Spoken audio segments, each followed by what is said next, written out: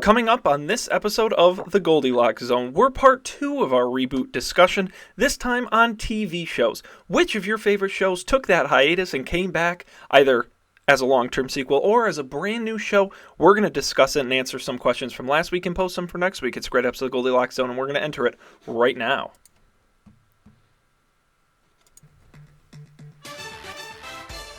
You're entering The Goldilocks Zone, episode number 12. Recorded May 14th, 2015. TV shows, remade, rebooted, and repeated.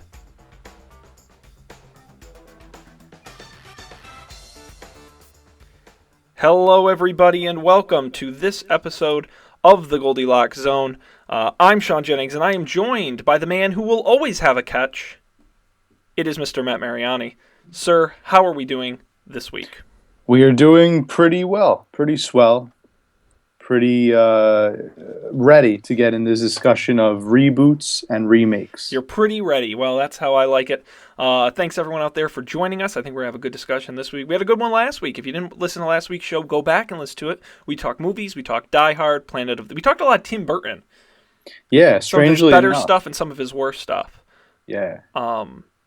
That was a great episode. You can get it on our website, GoldilocksShow.com. There you get all of our episodes, past, present, and future, as well as links to where you can download the episodes and links to our social media accounts at Goldilocks Show on Twitter.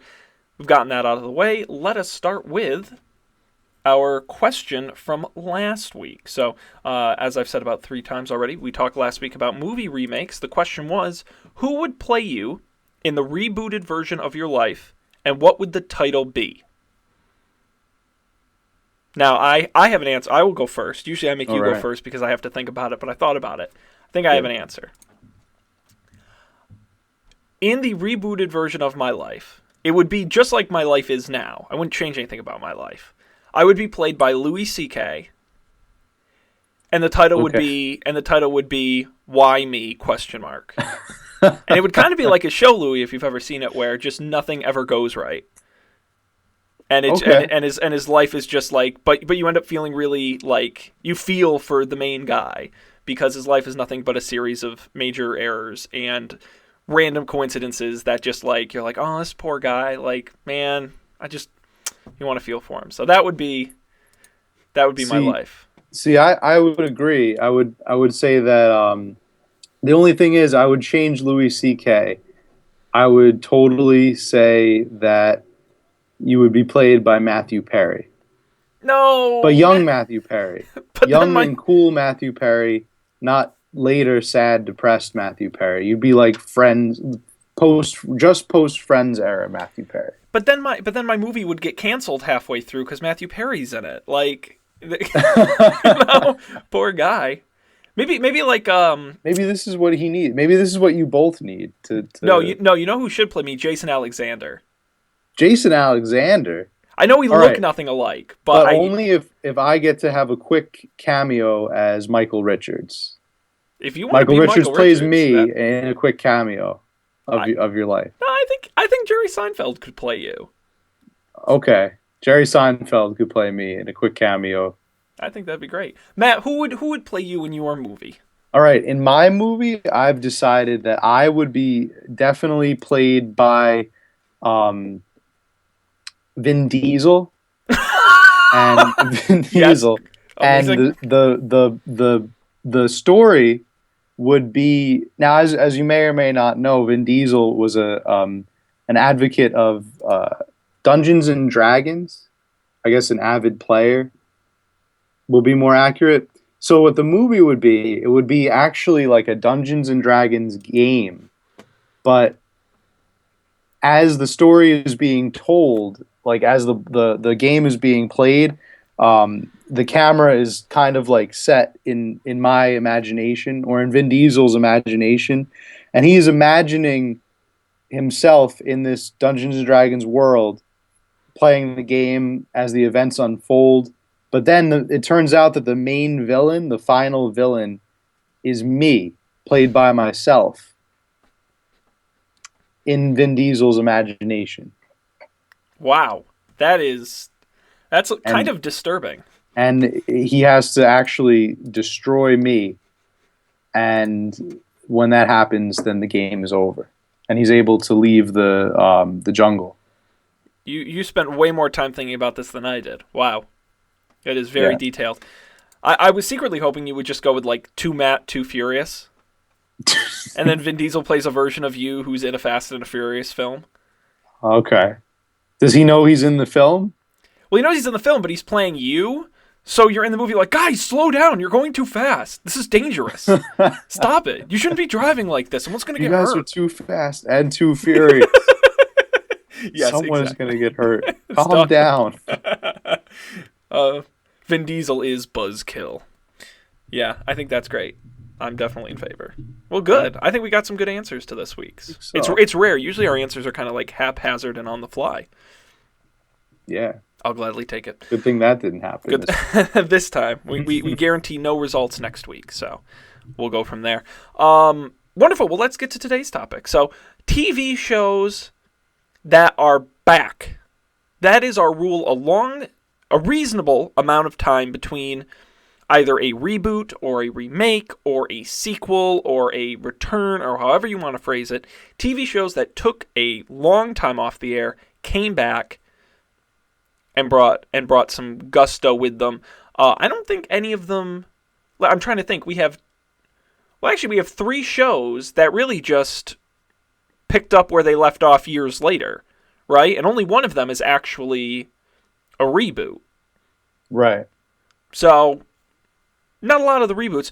But that's what I think is interesting about television, is that it is super, super rare for this to happen. Like, it almost never happens. And that's because when you're talking about movies, it's really easy to get a bunch of actors together to shoot a 2-hour movie. It's really difficult to get an entire cast and crew back together for a TV show. Arrested Development, which we'll talk about in a minute, proved this point exactly, where they had to like shoot it all weird, the new season, because they couldn't schedule, all 9 or whatever actors to be in the same room at the same time. Right. I think it definitely suffered for it. And that's why, we'll talk later, but I think a good example of a reboot comes from animation, where all you really need are the voice actors to come back, and any good animated show only has a small group of voice actors because they do a lot of voices. So you're really talking maybe 5 actors to get back together, and the cast and crew, it's animation, so they're kind of, flexible in and out. So I think it's a little easier there, but I think in television it's very, very rare you see this. Yeah. I think that it definitely speaks to the different formats of both of them. And it's movies kind of like a one-shot deal, and TV definitely takes a little bit longer. Yeah, and then the other thing too is you see a lot. Every show we'll talk about today, with the exception of our one reboot, all of these long-term sequels, they were successful because they already had an established fan base. I can list a ton of reboots. The Knight Rider reboot, the Bionic Woman reboot, the Odd Couple reboot. A lot of these where it's different actors and somewhat different stories, even though it's the same general universe, have failed miserably. And I think that's just because when we talk about a show like 24, Jack Bauer being such an iconic character, if you brought it back with a new actor, or you brought back 24 in the same universe but without Jack Bauer, I don't think it would have worked. I think people really need to be familiar with those characters in TV for the reboots to work. That's just my 2 cents. Yeah, absolutely. I agree. I think that you have to have a large and committed fan base, right, in both of these situations. Exactly why Firefly has never been brought back. Right. They have a small but very committed fan base. Exactly. Although you could probably say the same about Arrested Development, which is our first show we're going to talk about. Also because Nathan Fillion's he's kind of fat from eating too many jelly donuts. Castle over there with all of his romantic comedy mystery series. Arrested Development, the sort of poster child for fan dedication bringing back a show. Airing on Fox, 3 seasons, 2003 to 2006. Critics loved it. Emmy wins like crazy. Not that many people watched it. Fox canceled it.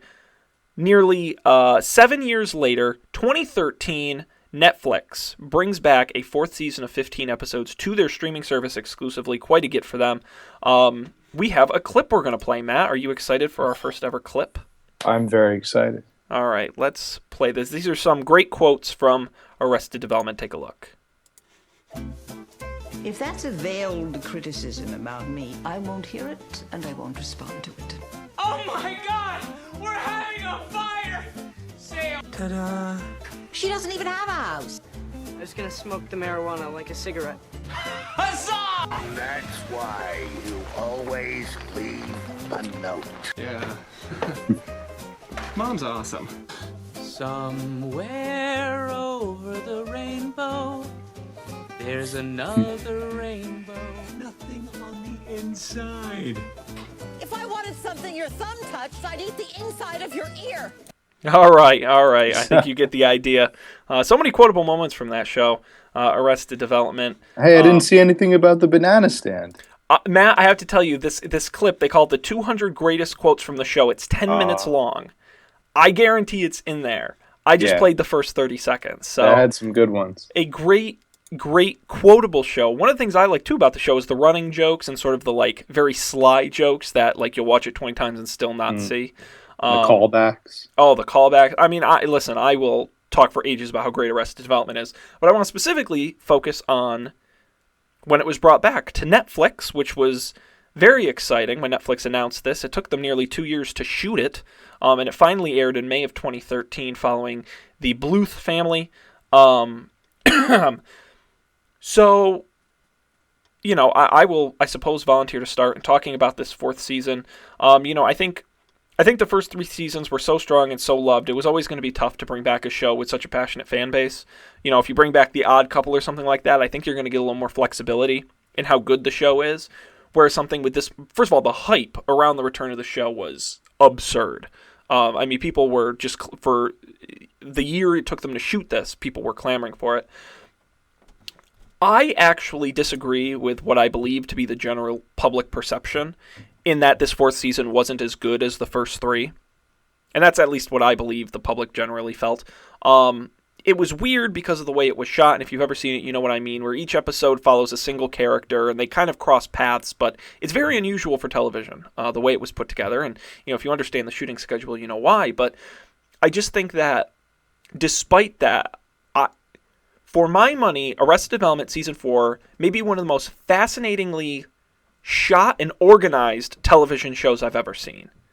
Like, there's so many underlying jokes and, like, moments you have to, like, oh, that's right, they were in the background of that other episode, and because they were all there at the same time, but they don't interact, and the timeline of the whole thing, and the fact they had to, like, green screen in certain characters to certain scenes to make it work is just absolutely fascinating. On top of that, I also think it's really funny, but I give a lot of credit for some of the funny, like the Fantastic Four musical jokes I thought were really funny. Actually, I thought the music was really great in the fourth season.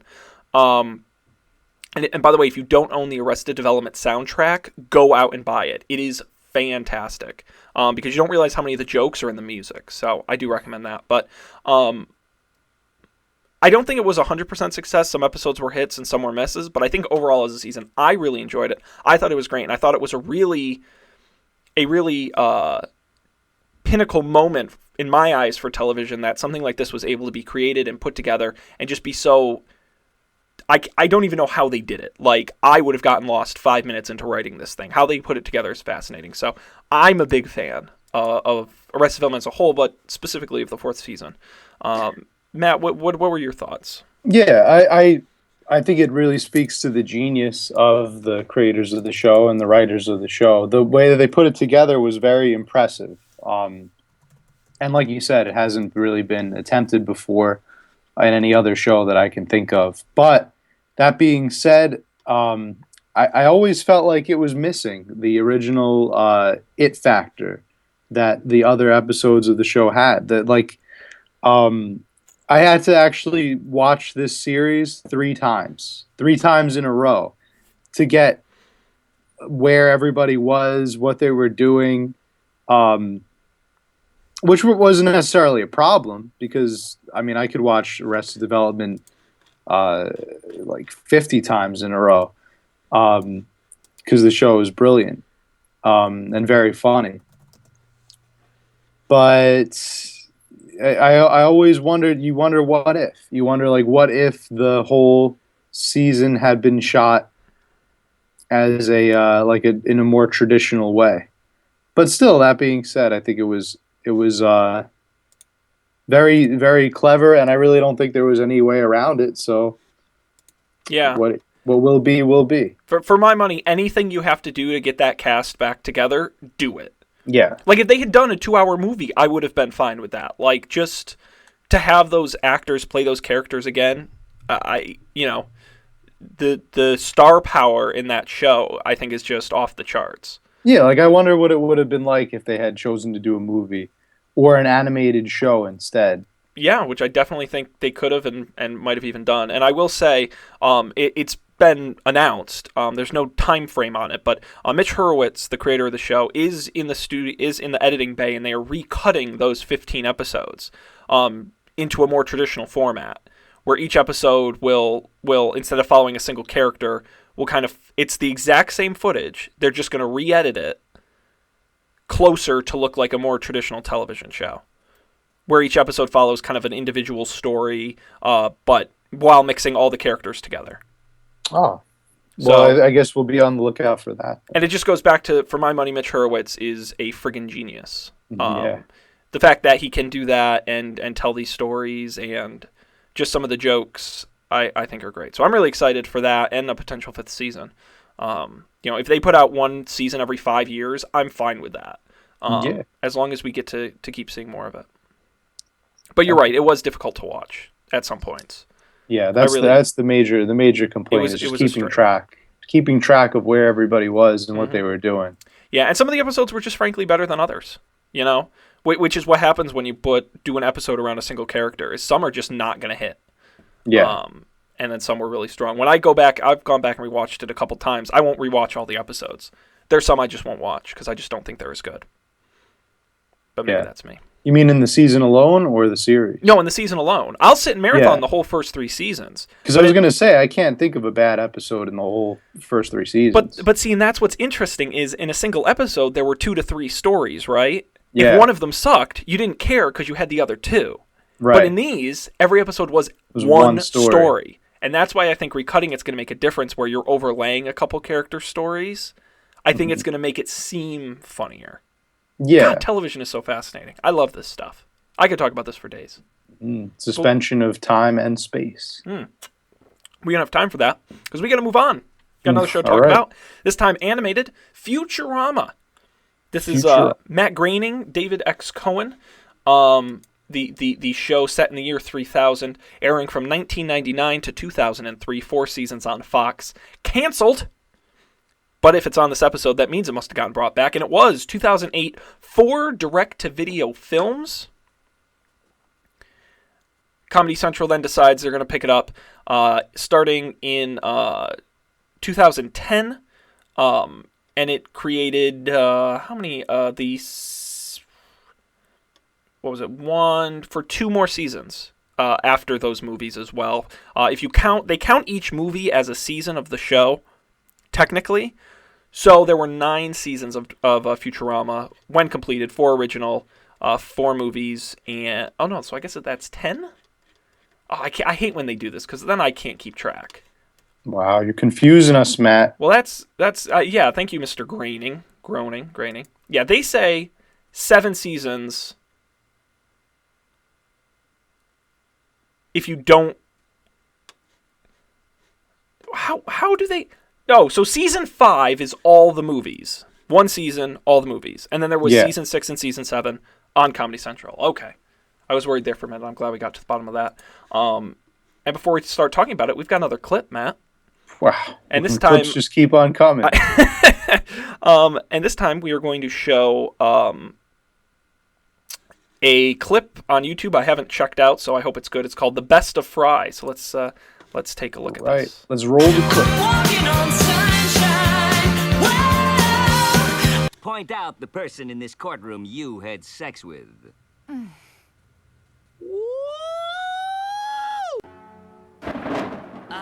Some good old high gravity rain. That'll cool us off. This is awesome. We're gonna be like, pow, pow, pow, and they're gonna be like, ah! And then we'll have pancakes to celebrate, and I'll be like... Precisely. According to this map, the only way out is through that pipe.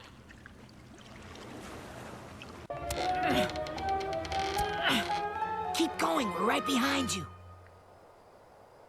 Have you heard of the monks of Deshuba? I've not heard of them.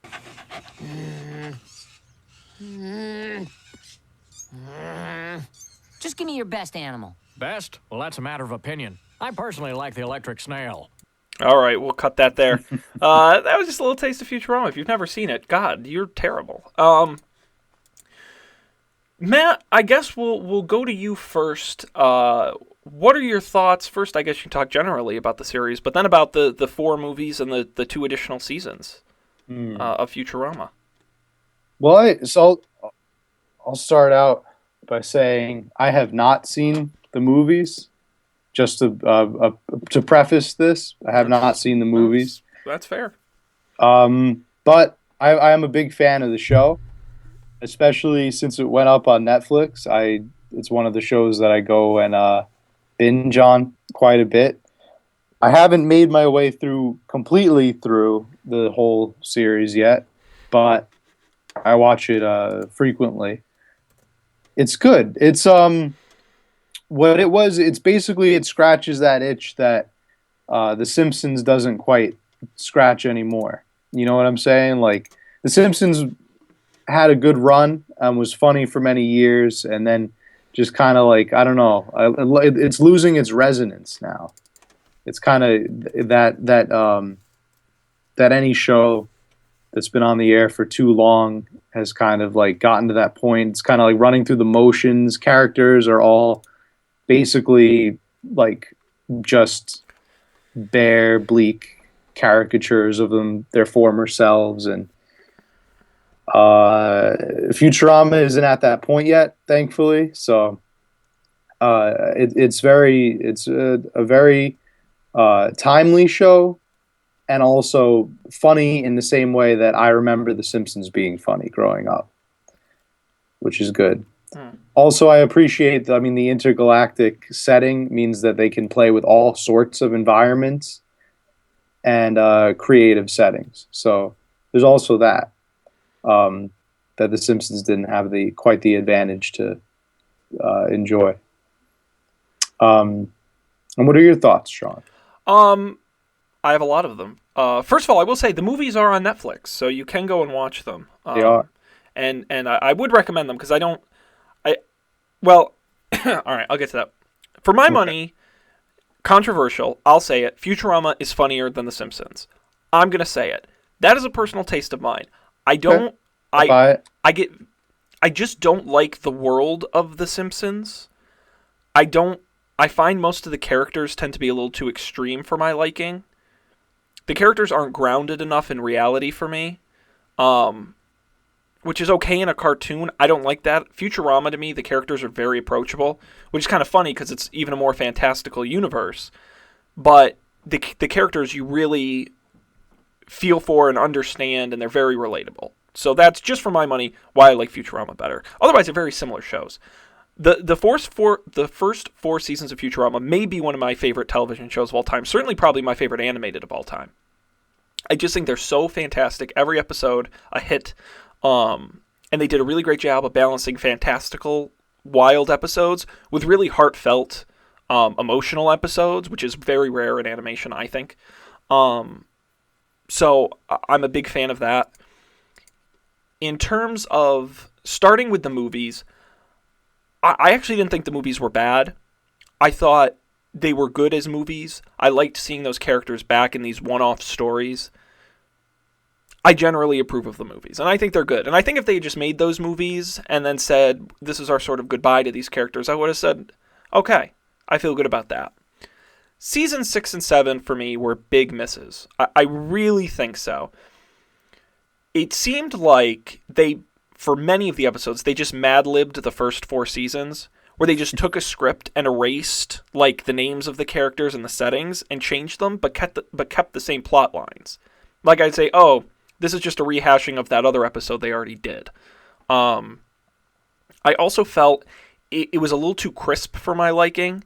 One of the things I like about the original Futurama was it felt very loose, and it felt very, not crude, but it felt very like renegade, maybe? I don't know what the word I'm looking for is, but it felt just very sort of natural, and the new episodes, they just felt too polished, and they just felt too, sort of like, I guess this happens to a lot of animated shows, but after you kind of make the same jokes over and over for years, this happened to Family Guy, where it was just too straight and just too sort of there.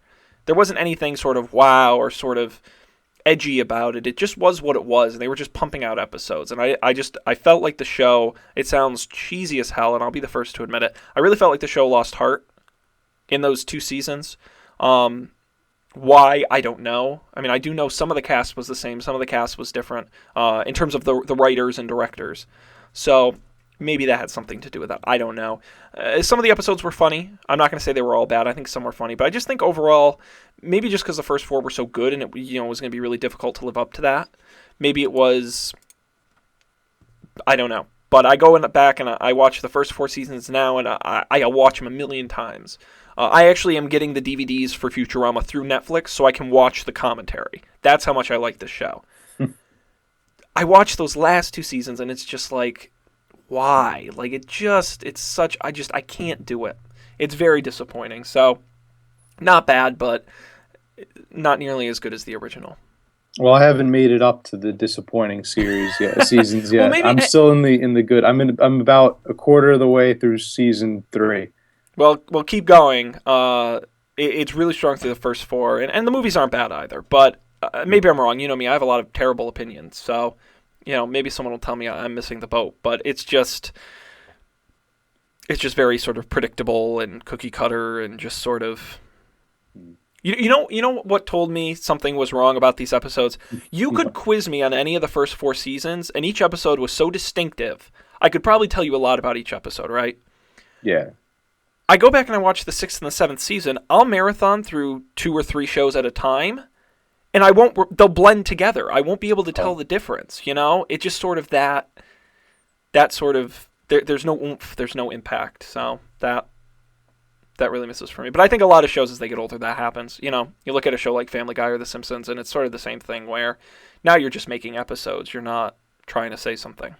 Yeah, at a certain point, it just becomes another job for the writers. Well, and animation them out. Animation is so fascinating in that they churn staff like crazy. Look at the writer staffs for comedy animated shows. People just jump from show to show. Yeah, 4 seasons into a show, it's a whole different staff. And not just writers either. Voice actors, animators jump all the time. Animators jump all the time. Everybody on the team pretty much, except for the original creators and the producers. And sometimes even the showrunners leave. Yeah, sometimes that's true. And then the shows change voice because it's a whole different style. Staff, which is rare on live action. So, Yeah. I wonder why that is. I guess live action actors, you kind of know, like the audience is much more familiar with them, and with voice actors, they think if they can replace it with somebody similar. Yeah, the actors, I think so. When it comes to the writers and the animators, I think some of that is animation is really, really difficult compared to live action. Animation doesn't pay as well as live action, and animation is you just churn it out. Yeah. Because you'll shoot an episode of a TV show over 3 weeks. It takes you a year to do an episode of an animated show. So, it's a real grind, and I think it's difficult, and it doesn't surprise me that some of these showrunners, after 8 or 9 years on an animated show, will say, I'm done. Right. Also, they're probably much more valued talent. The animators, because it's just like it's a rare ability to have. And you definitely work your way up the ladder on animated shows. And if it means jumping from one show to get that next promotion to the other, that's just how you do it. Until you are running a show or then get to create your own. Yeah, that definitely seems like the likely path. There's been a lot of animators that have succeeded and gone on to make a lot of their own shows that produce their own stuff. Not just here, but in Japan as well. Yeah. If you're ever interested in animation, honestly, pick up some DVDs for an animated show. Family Guy, Futurama, American Dad, any of these animated shows, or Simpsons. Listen to the audio commentary. I'm telling you, the stuff I love audio commentary. Yeah. I know most people. South Park is very good. South Park, Matt and their Trey audio are great. commentary is great. Yeah. And you just learn so much about how animation works and about the personalities, and it's really fascinating stuff. I'm really enjoying my time listening through these. Let's continue on. We've got another show to talk about. We're going to change again. We've done a comedy. We've done an animated show. Now we're going to get into, I don't know what category this falls under. Serial drama, political thriller, action show, whatever you want to phrase it. 24 from the Fox Network, aired originally 192 episodes, 8 seasons from 2001 to 2010. Can you believe that? Then they followed it up with 24, Live Another Day, airing 2014, returning in his role, Kiefer Sutherland as Jack Bauer, super spy of the ages. We have a clip. Let's take a look after I turn some knobs so everyone can hear what we're looking at. Yeah. Roll the clip.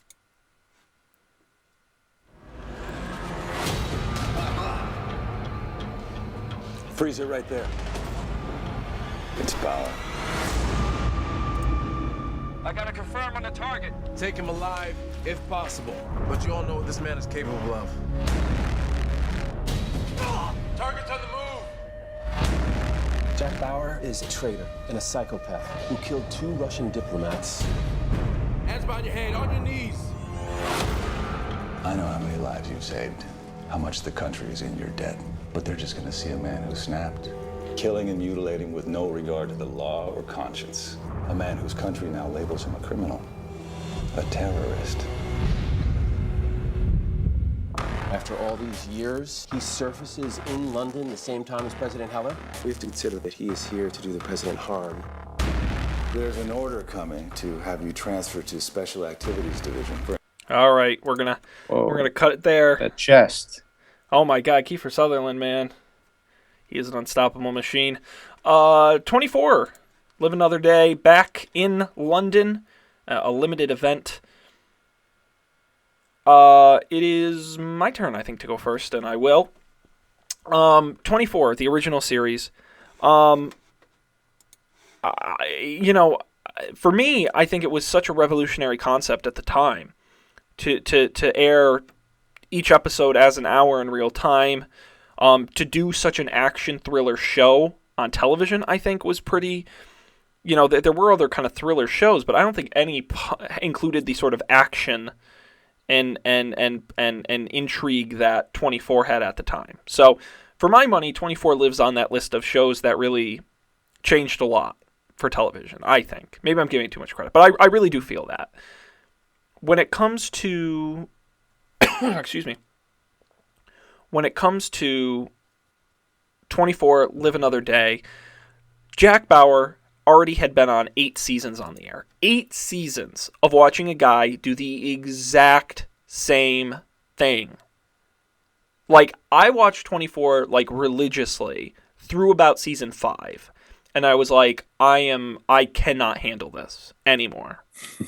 Combine that with the fact that 24, in my opinion, may be one of the worst binge watch shows ever made. Have you ever binge watched 24? I have, actually. I've binge watched the first 2 seasons to be able to be caught up for when the 3rd season aired. It's painful.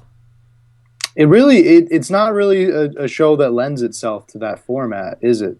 Well, it's meant to be that show that keeps you guessing. It's like, a slow watch what burn. happens next week. It's a slow burn. Exactly. And it's just the idea when you watch a couple episodes in a row, you're like, wow, he does a lot of, 2 hours ago he was doing one thing, and now he's doing something so radically different. You're like, this doesn't make any sense. But when it's spanned over a couple weeks in real time, then it doesn't seem as extreme. It's an ADD show, for sure. Oh, it really is. It's very difficult, I think. and it's also so unrealistic and like in the fact that it gets almost comical. Yeah, it's a little extreme in that respect, and I think it got worse as the seasons went on.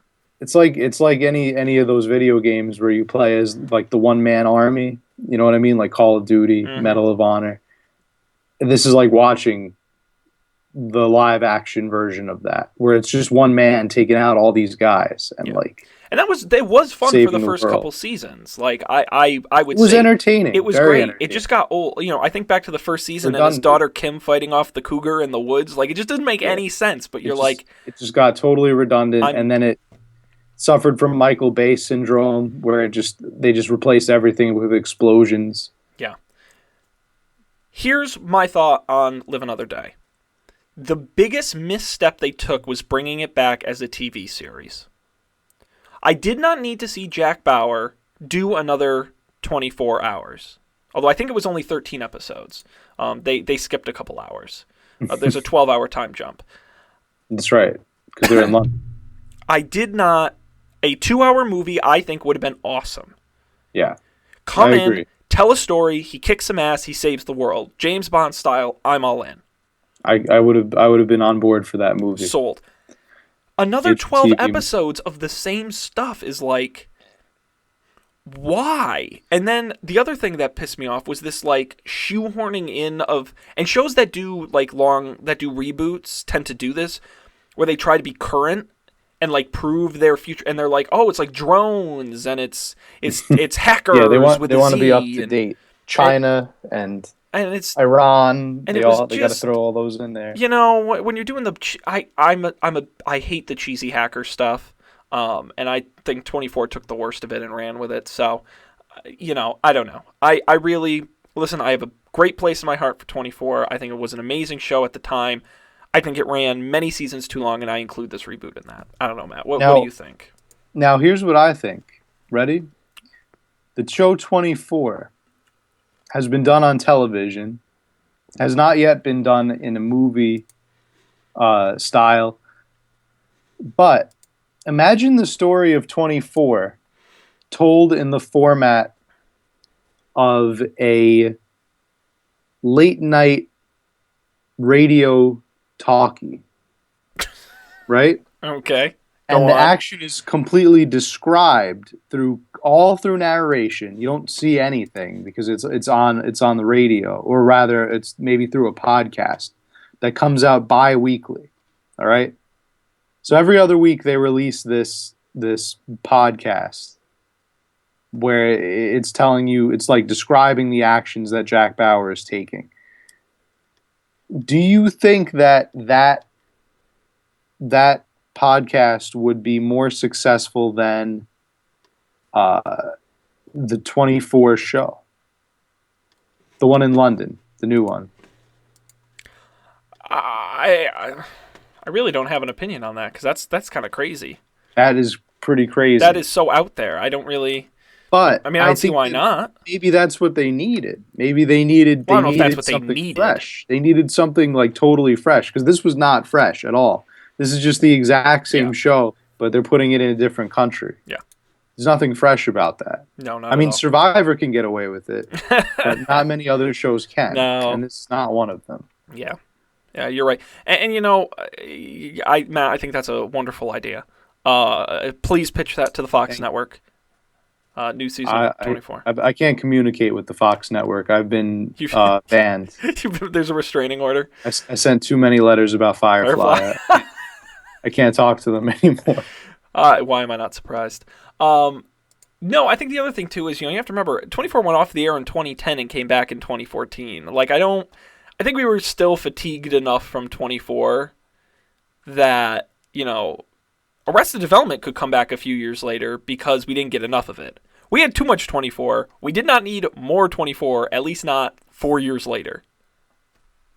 If you're going to reboot a popular show, take your time. That's why we're rebooting Knight Rider, right? Because it's been long enough. Right. This new season, we're going to see Coach. You remember Coach with Craig T. Nelson? Oh, of course. They're remaking Coach. Yeah, I heard about that. That'll be interesting. That's a good length of time. I'm okay with that, but don't do this. Shame on you. Fox. I wonder if they'll remake the scene where he has a heart attack and dies in his cereal. Did that happen? I've never seen Coach. Was that how they like ended it? I don't know if that's how they ended it, but it definitely happens. Because Craig T. Nelson is in it. He's in the reboot. Oh, he is. Yeah, I think. Well, no, I mean, like he didn't die. I think his character died. Well, I don't know. I didn't actually watch Coach. Yeah, but we're gonna have to. Now that was a spin-off of Cheers, right? What? Am I correct in that? What? Or did I just make that up? I'm like 90% sure you made that up, but now I'm gonna. Okay. I might have made that up. I'm gonna look at that Coach TV series. Craig T. Nelson is Hayden Fox. Well, that'll be fun. I hope they throw in some like new touches to it. Yeah, it doesn't say that it's a. It Spin-off doesn't say Cheers. that it was a spin-off. I think they would mention that.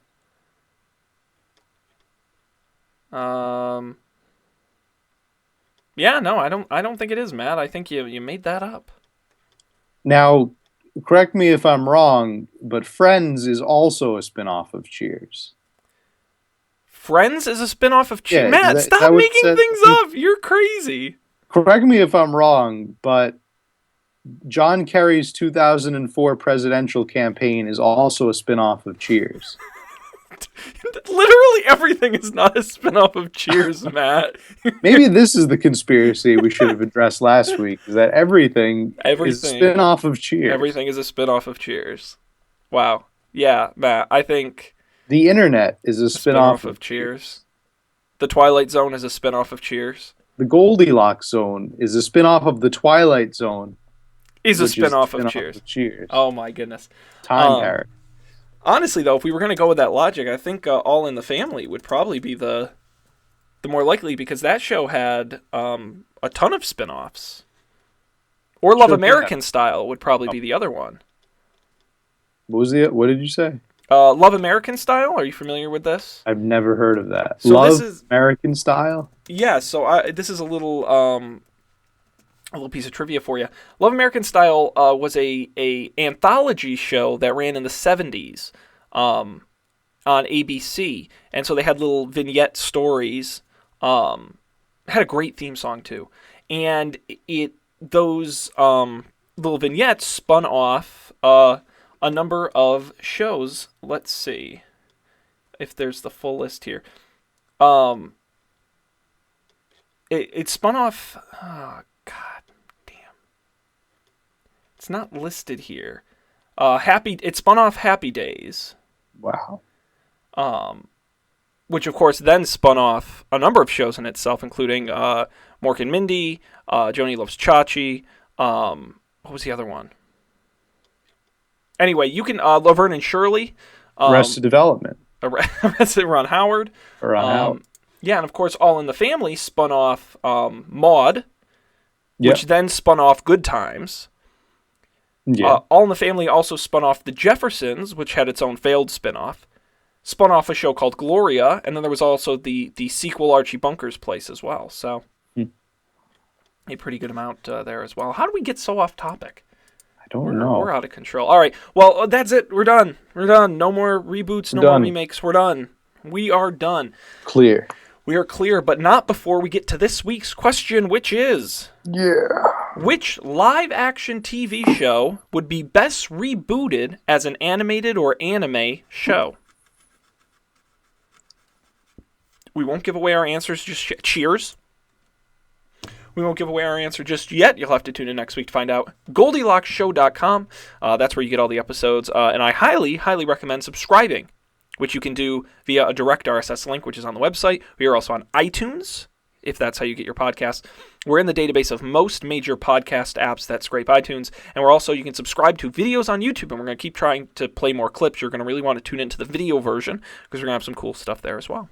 I can point to our website now, so I can see it. That can now see himself, so it's pretty impressive. There we go. This is our Facebook and the Twitter. And over here, I'm reaching into Sean's territory. I'm grabbing him, Look, and I'm I'm trying down. to make it look like it's Matt's there on it is. there. Yes, so please do that, Matt. Anything else you'd like the people at home to know before we conclude? Oh, was that my turn to say something? Yes. Go Mets. How's that? Well, actually, I'm wearing my Chicago Bulls shirt. Oh, go Bulls! Wait, I don't. guys, You know look. me. I don't really care about sports. I think they're in the playoffs. They are. They're doing okay actually. They're not doing bad. Oh, that's good. I think. I've had this shirt since 1996. Something. Oh, cool. This is vintage. And quickly, any thoughts on what we're going to talk about next week? We'll talk about it off air, but anything you want to tease on air? Any thoughts, quickly? Keep watching the horizon. Keep watching the horizon. Very well put, Matt. Well, on behalf of Matt. That doesn't really mean anything, but it doesn't have to. They don't know any better. Thanks, everybody. Sounded philosophical. We're so smart. Thanks for joining us. We'll see you next week on a new episode of The Goldilocks Zone.